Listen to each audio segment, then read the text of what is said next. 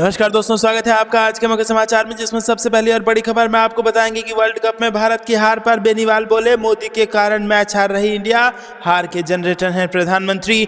दूसरी खबर में जिक्र होगा कि धर्म के नाम पर वोट मांगने वाले काम के आधार पर वोट नहीं मांग सकते, प्रियंका गांधी का बयान। तीसरी खबर में आपको बताएंगे कि देश के लोगों को धोखा दे रहे हैं, एक्साइज ड्यूटी को लेकर भाजपा पर भड़के सीएम अशोक गहलोत। चौथी खबर में जिक्र होगा कि मध्य प्रदेश के अटेर विधानसभा सीट के एक मतदान केंद्र पर पुनर्मतदान के आदेश, क्या है वजह आपको बताएंगे। और खबर में आगे जिक्र होगा कि राजस्थान में कांग्रेस एकजुट, बिखरी हुई तो भाजपा है, चुनावी रैली में प्रियंका गांधी ने कर दिया बड़ा दावा। दोस्तों, इसी प्रकार की तमाम बड़ी खबरें आपको बताएंगे, लेकिन उससे पहले वीडियो को कीजिए लाइक और चैनल को सब्सक्राइब करके बेल आइकन दबाइए और कमेंट में लिखिए जय हिंद। साथ ही साथ ये भी बताइए कि किसकी बन रही है राजस्थान और मध्य प्रदेश में सरकार। दोस्तों, रुक करते हैं सबसे पहली और बड़ी खबर की तरफ, जो कि राजस्थान से आ रही है। वर्ल्ड कप में भारत की हार पर हनुमान बेनीवाल का बयान, बोले मोदी के कारण मैच हारी इंडिया, हार के जनरेटर हैं प्रधानमंत्री। जी हाँ दोस्तों, यहाँ पर आपको बता दें कि रविवार को धोद विधानसभा में आरएलपी प्रत्याशी के लिए प्रचार करने गए बेनीवाल ने मंच पर बैठे लोगों से पूछा कि कितने विकेट गिर गए, जिसके बाद वो पीएम मोदी पर तंज कसते हुए कहते हैं कि पीएम भी मैच देखने गए होंगे, जिस पर मंच पर बैठे लोग ने बताया कि पीएम के कारण भारत हार गया, जिस पर बेनीवाल ने कहा कि फिर तो हारना ही था, वो तो हार का जनरेटर है। आपको बता दें, ऑस्ट्रेलिया भारत को 6 विकेट से मैच हरा गया और विश्व कप का फाइनल मैच अहमदाबाद के नरेंद्र मोदी स्टेडियम में हो रहा था। ऑस्ट्रेलिया टीम छठी बार विश्व विजेता बनी है, वहीं भारत का तीसरी बार ट्रॉफी जीतने का सपना टूट गया है। भारत ने इस टूर्नामेंट में शानदार प्रदर्शन किया और लगातार 10 मैच जीते, लेकिन 11वें मुकाबले में टीम हार गई। दोस्तों, आपको बता दें कि इस पर राजनीति भी गर्मा गई है और राजस्थान के चुनाव में यहाँ पर हनुमान बेनीवाल ने इसको भुनाने का प्रयास किया और इसका ठिकरा पीएम मोदी पर फोड़ दिया और कहा कि हार की जनरेटर हैं प्रधानमंत्री। आपको क्या कुछ लगता है कमेंट में बताइए। वीडियो लाइक नहीं किया तो लाइक जरूर कीजिएगा। रुक करते हैं अगली ब्रेकिंग न्यूज की तरफ।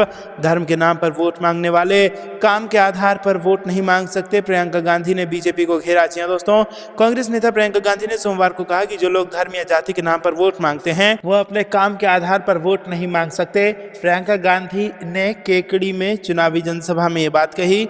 मुख्य विपक्षी दल भाजपा पर एक तरह से निशाना साधते हुए उन्होंने कहा कि धर्म की बात, जाति की बात चुनाव के समय क्यों होती है। जो नेता चुनाव के समय ये बात कर रहा है, इसका मतलब है कि इसके आधार पर वोट मांग रहा है। वहीं दोस्तों, वो कह रहा है कि धर्म या जाति के आधार पर वोट दो, तो इसका मतलब है कि वो काम के आधार पर वोट नहीं मांग सकता। उन्होंने लोगों से जागरूकता के साथ और सरकार के काम के आधार पर मतदान करने की अपील की। उन्होंने ये भी कहा कि राजस्थान में कांग्रेस के नेता और कार्यकर्ता एकजुट होकर चुनावी रणभूमि में उतरे हैं, जबकि यहाँ भारतीय जनता पार्टी पूरी तरह बिखरी हुई है। वहीं दोस्तों, आपको बता दें कि प्रियंका ने आरोप लगाया कि भाजपा की नीति बड़े उद्योगपतियों को फायदा पहुंचाने की है, वो गरीबों और मध्यम वर्ग के बारे में नहीं सोचती। उन्होंने कहा कि आपसे खींचना और बड़े बड़े उद्योगपतियों को सींचना, ये उनकी नीति है। और कांग्रेस नेता ने लोगों से पार्टी के उम्मीदवारों को जिताने की अपील करते हुए आगाह किया कि अगर राज्य में भाजपा की सरकार बनी तो वो मौजूदा कांग्रेस सरकार की सभी जन कल्याणकारी योजनाएं बंद कर देगी। रुक करते हैं अगली ब्रेकिंग न्यूज की तरफ। देश में लोगों के साथ धोखा, एक्साइज ड्यूटी को लेकर भाजपा पर भड़के सीएम अशोक गहलोत। जी हाँ दोस्तों, राजस्थान के मुख्यमंत्री अशोक गहलोत ने सोमवार को अपनी उत्पाद शुल्क नीति को लेकर भाजपा के नेतृत्व वाली केंद्र सरकार पर हमला किया और उस पर राज्यों तथा देशों के लोगों के साथ अन्याय करने का आरोप लगाया। गहलोत ने कहा कि वो देश के लोगों को धोखा दे रहे हैं। गहलोत ने कहा कि राज्यों को मिलने वाली बेसिक एक्साइज ड्यूटी लगभग खत्म कर दी गई है और उसके साथ इसके स्थान पर केंद्र सरकार ने अतिरिक्त उत्पाद शुल्क 1, 2 और उपकर सहित नए उत्पाद शुल्क लागू किए हैं, जिन्हें राज्यों को वितरित नहीं किया जा रहा है। सीएम अशोक गहलोत ने केंद्र सरकार पर सारा पैसा अपने खाते में डालने का आरोप लगाया, जिससे राज्यों को उनके उचित हिस्से से वंचित कर दिया गया है। उन्होंने कहा कि भारत सरकार एक खेल खेल रही है। राज्यों को वितरित की जाने वाली मूल उत्पाद शुल्क लगभग समाप्त हो चुकी है और अतिरिक्त उत्पाद शुल्क 1, 2 और उपकर सहित नए उत्पाद शुल्क को राज्यों को वितरित नहीं किया जा रहा है। रुक करते हैं अगली ब्रेकिंग न्यूज की तरफ। मध्य प्रदेश के अटेर विधानसभा सीट के एक मतदान केंद्र पर पुनर्मतदान के आदेश। जी हाँ दोस्तों, आपको बता दें कि भारत निर्वाचन आयोग ने मध्य प्रदेश में भिंड जिले के अटेर विधानसभा क्षेत्र के एक मतदान केंद्र पर 21 नवंबर को पुनर्मतदान का आदेश दिया दिया है। एक आधिकारिक विज्ञप्ति में ये जानकारी दी गई है। विज्ञप्ति के मुताबिक किशुपुरा में मतदान केंद्र संख्या 71 के अंतर्गत मतदेय संख्या 3 पर सुबह 7 बजे से शाम 6 बजे के बीच मतदान होगा। आयोग ने कहा कि मतदाताओं की बीच की उंगली पर स्याही लगाई जाएगी। विज्ञप्ति के मुताबिक जिला निर्वाचन अधिकारी को पुनर्मतदान का आदेश जारी कर दिया गया है।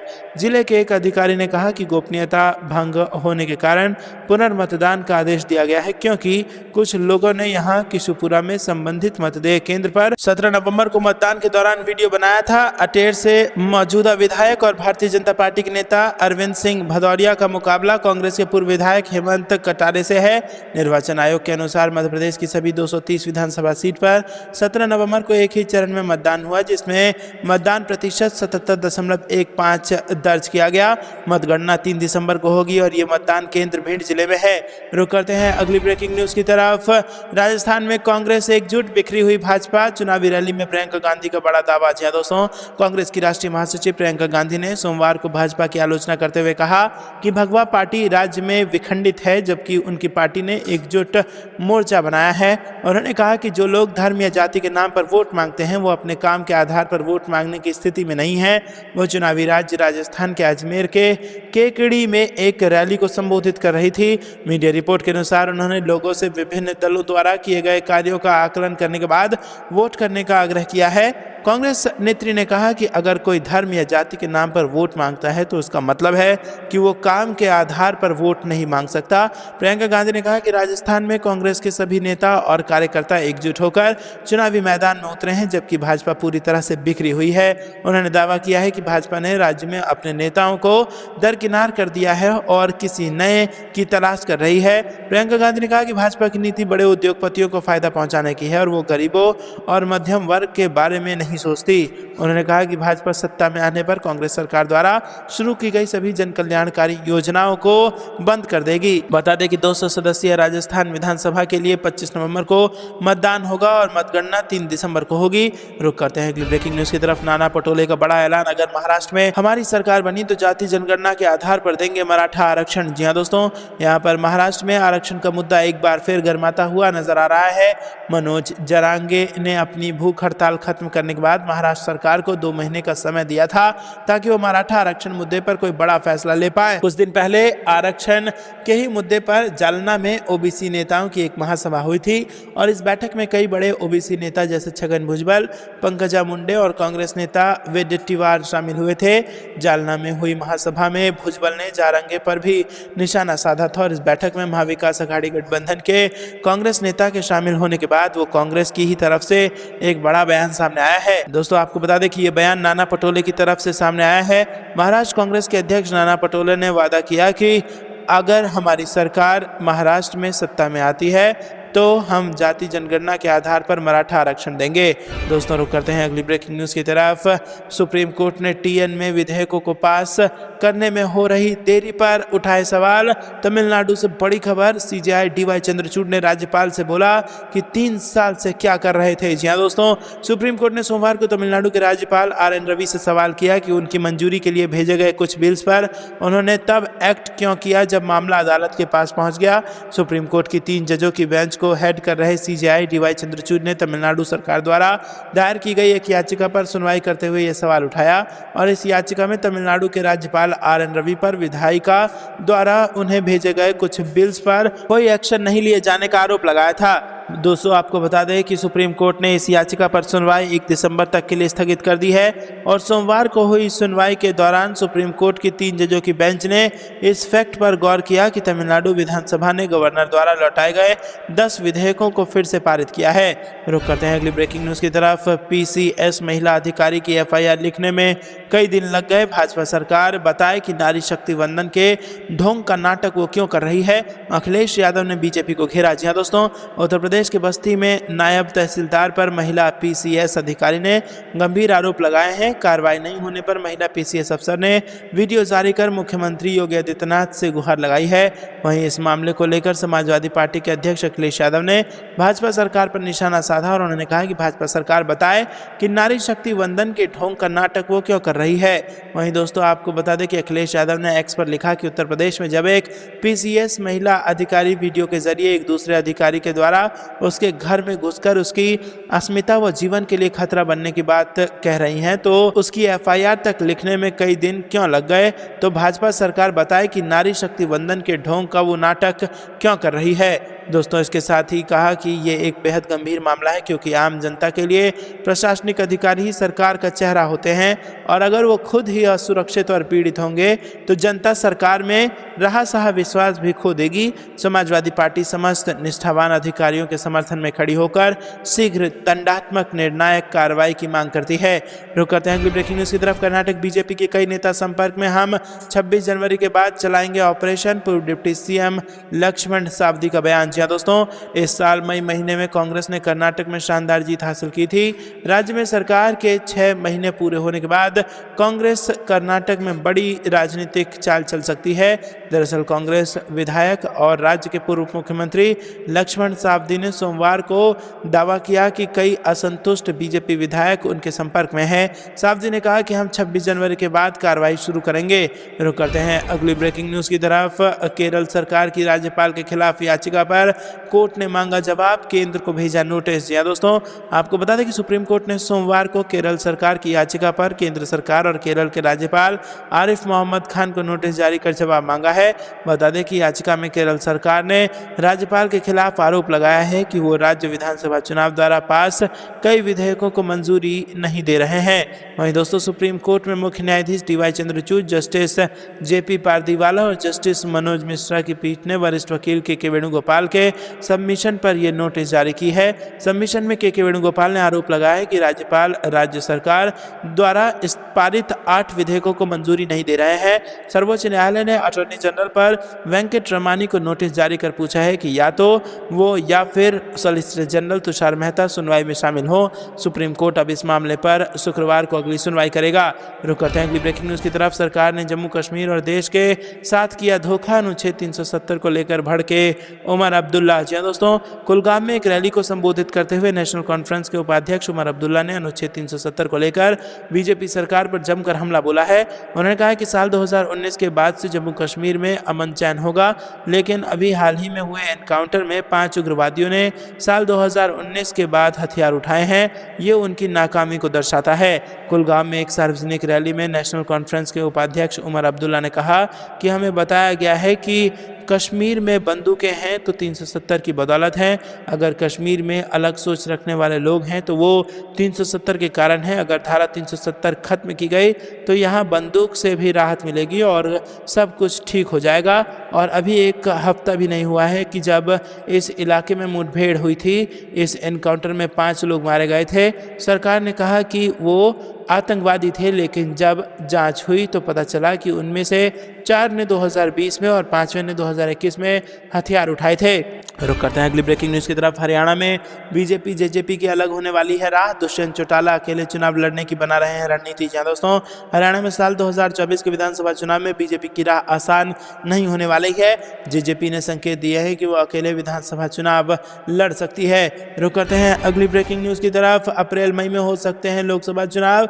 चुनाव आयोग ने शुरू की तैयारी, बोर्ड परीक्षाओं का ब्यौरा मांगा। जी दोस्तों, अगले साल की शुरुआत में होने वाले लोकसभा चुनाव उत्तर प्रदेश माध्यमिक शिक्षा बोर्ड की हाई स्कूल, इंटर के अलावा अन्य परीक्षाओं को ध्यान में रखकर ही करवाए जाएंगे।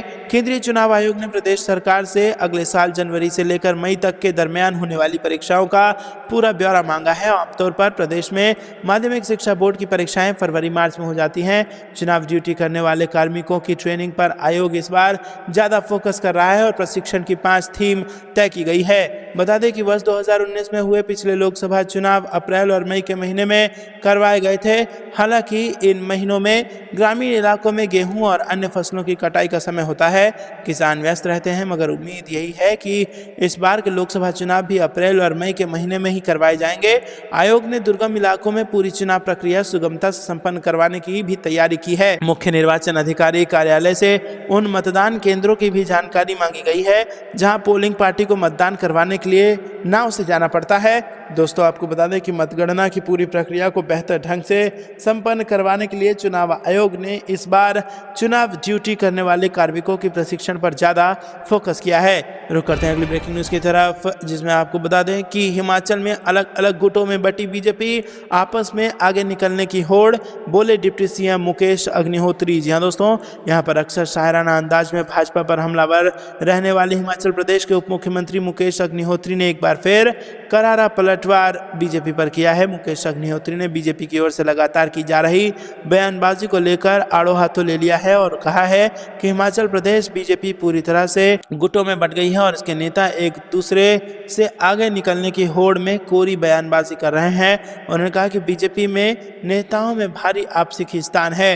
उप मुख्यमंत्री ने कहा कि बीजेपी नेताओं की खींचतान का मामला उनका अंदरूनी मामला है, लेकिन भाजपाई जनता को मुद्दों से भटकाने की कोशिश ना करें। उन्होंने कहा कि सरकार ने जो वादे किए हैं उन्हें पूरा किया जा रहा है, आने वाले दिनों में भी इन बातों को पूरा करने का क्रम जारी रहेगा।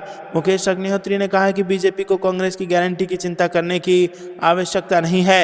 रुक करते हैं ब्रेकिंग न्यूज़ की तरफ, बीजेपी के वोट बैंक में हरियाणा वाले दोस्त ने लगा दी सेंध, राजस्थान में जेजेपी का बड़ा दाव। जी हाँ दोस्तों, राजस्थान में बीजेपी अकेले चुनाव लड़ रही है, हरियाणा में जेजेपी के साथ गठबंधन में है, लेकिन बीजेपी ने राजस्थान में गठबंधन से इनकार कर दिया है और ऐसे में जेजेपी ने 20 सीटों पर उम्मीदवार भी खड़े कर दिए हैं। ये सभी उम्मीदवार कांग्रेस से ज्यादा बीजेपी को नुकसान पहुंचा रहे हैं और फतेहपुर विधानसभा सीट से पूर्व विधायक नंदलाल महरिया बीजेपी उम्मीदवार की जीत में रोड़ा बने हुए हैं, जबकि दंतारामगढ़ से जेजेपी उम्मीदवार रीटा चौधरी ने कांग्रेस के उम्मीदवार बीरेंद्र सिंह के खिलाफ मुश्किलें खड़ी कर दी हैं। रुक करते हैं ब्रेकिंग न्यूज़ की तरफ, नूह में कांग्रेस को मिला समर्थन, बीजेपी के देवी सिंह सहित कई दलों के समर्थकों ने थामा कांग्रेस का दामन। जी हाँ दोस्तों, यहाँ पर नूह में बीजेपी को बड़ा झटका लग गया है। यहाँ पर विधानसभा के बड़े गांव इंडरी में कांग्रेस पार्टी के विधायक चौधरी आफ्ताब अहमद के हाथ से हाथ जोड़ो अभियान को बड़ी सफलता हासिल हुई है। भाजपा सहित कई दल के दर्जनों समर्थकों ने कांग्रेस का दामन थाम लिया और भाजपा को अलविदा कह दिया। इनमें चौधरी देवी सिंह प्रधान का नाम भी शामिल है। विधायक आफ्ताब अहमद को लगातार मिल रहे समर्थन से आम चुनावों में लगातार कांग्रेस मजबूत हो रही है।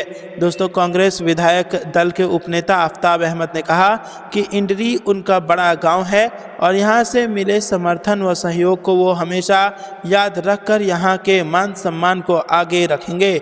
दोस्तों, रुक करते हैं अगली ब्रेकिंग न्यूज़ की तरफ, कांग्रेस में जान देने वाले और बीजेपी में जान लेने वाले लोग अनूपगढ़ में बोले मल्लिकार्जुन खड़गे। जी हाँ दोस्तों, राजस्थान विधानसभा चुनाव के लिए मतदान 25 नवंबर को होना है। उससे पहले बीजेपी और कांग्रेस का चुनाव प्रचार जोरों पर है और दोनों ही दल एक दूसरे पर हमला बोलने का एक भी मौका नहीं छोड़ते नजर आ रहे हैं। इसी कड़ी में कांग्रेस के राष्ट्रीय अध्यक्ष मल्लिकार्जुन खड़गे ने भी राजस्थान के अनूपगढ़ में चुनावी जनसभा को संबोधित करते हुए बीजेपी और प्रधानमंत्री मोदी पर जमकर निशाना साधा और कहा कि हमारे प्रधानमंत्री हर उस क्षेत्र में जा रहे हैं जहां चुनाव है।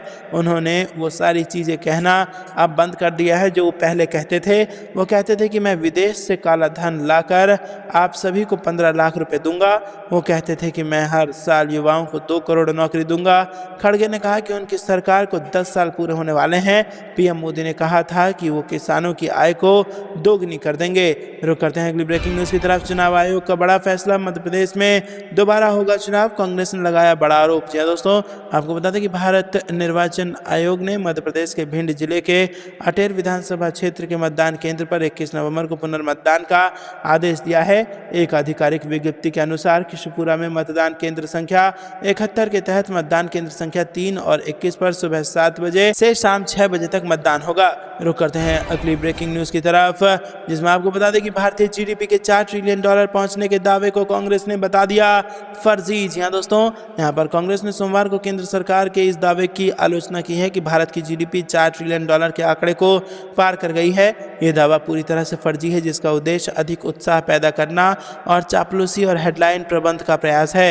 एक्स पर एक पोस्ट में कांग्रेस महासचिव जयराम रमेश ने कहा कि दोपहर 2:45 से शाम 6:45 के बीच जब पूरा देश क्रिकेट मैच देखने में मशगूल था, तब राजस्थान और तेलंगाना के वरिष्ठ केंद्रीय मंत्रियों, महाराष्ट्र के उप मुख्यमंत्री और साथ ही प्रधानमंत्री के सबसे चहेते कारोबारी समेत मोदी सरकार के कई धुरंधरों ने ट्वीट किया कि भारत की जीडीपी का साइज पहली बार $4 ट्रिलियन को पार कर गया है। राज्यसभा सांसद जयराम रमेश ने कहा कि ये पूरी तरह से फर्जी खबर थी, जिसका उद्देश्य अधिक उत्साह पैदा करना और चाटुकारिता और हेडलाइन प्रबंधन का प्रयास था। रुक करते हैं अगली ब्रेकिंग न्यूज की तरफ। जयपुर की 19 विधानसभाओं में होम वोटिंग का पहला चरण पूरा, 6000 से ज्यादा मतदाताओं ने किया मतदान। जी हाँ दोस्तों, आपको बता दें कि जयपुर जिले की 19 विधानसभा सीटों पर होम वोटिंग के तहत 6970 मतदाताओं ने घर से मतदान किया। जयपुर जिला निर्वाचन अधिकारी प्रकाश राजपुरोहित ने बताया कि विधानसभा चुनाव में 100% मतदान सुनिश्चित करने के लिए निर्वाचन आयोग के निर्देशों की पालना में 14 नवंबर से 19 नवंबर तक 80 वर्ष से अधिक आयु के वरिष्ठ नागरिकों एवं 40% से अधिक दिव्यांग श्रेणी विशेष पात्र चुनाव में मतदाताओं को घर बैठे वोट देने की सुविधा दी गई है। रुक करते हैं अगली ब्रेकिंग न्यूज की तरफ। वर्ल्ड कप देखने पहुंचे लेकिन मणिपुर नहीं जा पाए, कांग्रेस ने पीएम मोदी को घेर लिया। जी हाँ दोस्तों, प्रधानमंत्री नरेंद्र मोदी की प्राथमिकताएं स्पष्ट है, उन्हें मणिपुर जाने का समय नहीं है, लेकिन क्रिकेट मैच देखने का पूरा समय है। भारत ऑस्ट्रेलिया का मैच देखने पहुंचे पीएम पर कांग्रेस नेता जयराम रमेश ने यह तंज किया है। उन्होंने रविवार रात मैच के बाद कहा है कि अब वो कांग्रेस को गाली देने राजस्थान और तेलंगाना जाएंगे। भारत को ऑस्ट्रेलिया के हाथों आईसीसी क्रिकेट वर्ल्ड कप के फाइनल में हार का सामना करना पड़ा। प्रधानमंत्री मोदी भी मैच देखने पहुंचे थे। कांग्रेस प्रवक्ता जयराम रमेश ने कहा कि प्रधानमंत्री ने अहमदाबाद के अपने नाम वाले स्टेडियम में मैच देखने का समय निकाल लिया। अब वो राजस्थान और तेलंगाना में कांग्रेस को गाली देने के लिए लौटेंगे, फिर भी उन्हें मणिपुर जाने का समय नहीं मिला। रुक करते हैं अगली ब्रेकिंग न्यूज की तरफ। ईडी को सुप्रीम कोर्ट का नोटिस, आम आदमी पार्टी सांसद संजय सिंह ने गिरफ्तारी को दी चुनौती। जी हाँ दोस्तों, शराब घोटाला मामले में गिरफ्तारी के खिलाफ आम आदमी पार्टी संजय सिंह की याचिका पर प्रवर्तन निदेशालय को नोटिस जारी कर जवाब मांगा गया है। सिंह ने दिल्ली उच्च न्यायालय के आदेश को चुनौती दी थी, जिसने कथित शराब अनियमितता मामले में उनकी रिमांड और गिरफ्तारी को चुनौती देने वाली उनकी याचिका खारिज कर दी थी। अब शीर्ष अदालत ने संघीय एजेंसी से सिंह की एफआईआर पर जवाब दाखिल करने को कहा है। तो दोस्तों, ये थी दिन भर की सारी जरूरी और बड़ी खबरें। अंत तक बने रहने के लिए बहुत बहुत धन्यवाद। जाने से पहले वीडियो को लाइक करके चैनल को सब्सक्राइब कीजिए और बेल आइकन दबाकर कमेंट में लिखिए जय हिंद। अभी के लिए इतना ही। जय हिंद, जय भारत।